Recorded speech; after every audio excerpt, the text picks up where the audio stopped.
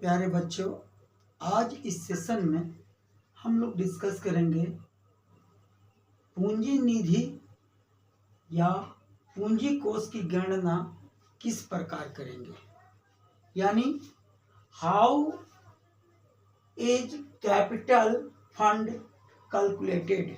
यानी कहने का मतलब कि कैपिटल फंड को हम किस तरह से निकालेंगे। यानी कैपिटल फंड क्या है?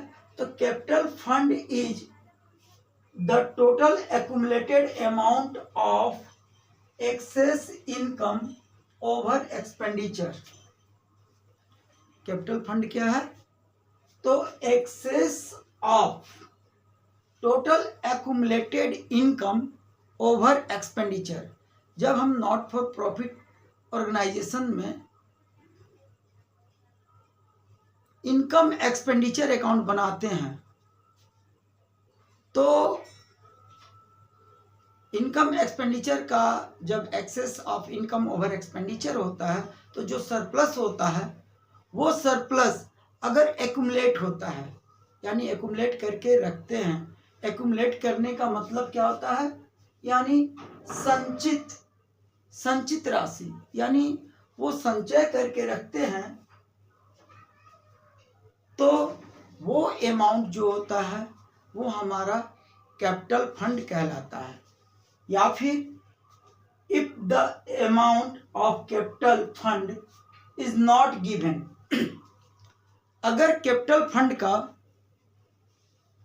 अमाउंट दिया नहीं गया रहता है तो उस समय हम किस प्रकार कैपिटल फंड को कैलकुलेट करते हैं?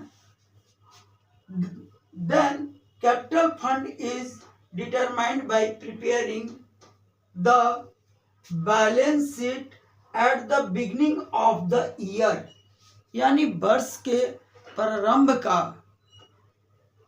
बैलेंस शीट बना करके इसे हम डिटरमाइंड करते हैं, यानी फाइंड आउट करते हैं, यानी पता करते हैं। और कब?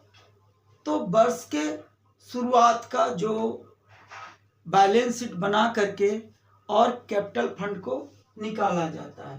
यानी capital fund is equal to, यानी कैपिटल फंड बराबर होता क्या है? तो total assets minus total non liabilities.